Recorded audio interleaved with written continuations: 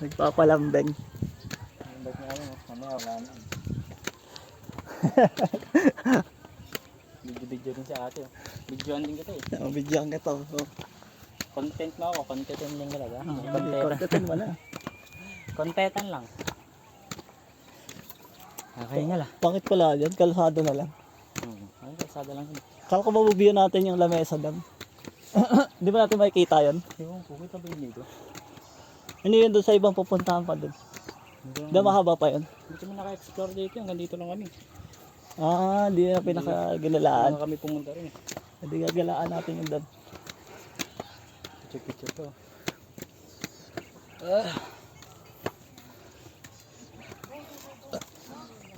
Mga ilang palapag ba to? Ang dami din ilang. 4 na floor din ng hagdan. Nakaingal. Parang umaahon din eh. Ayun, may parang ano doon, terraces. Ayun yung may ahon dun. May parang terraces na itsura doon. Ayan. Yung pag ganun. So yung kalsadang yan. Hindi. Tingnan ko sa Google Map kung saan daan yan. Mali mo, pwede tayo dyan.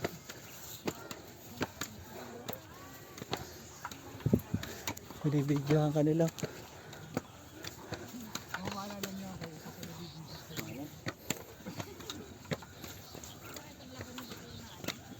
Ay, dagat na.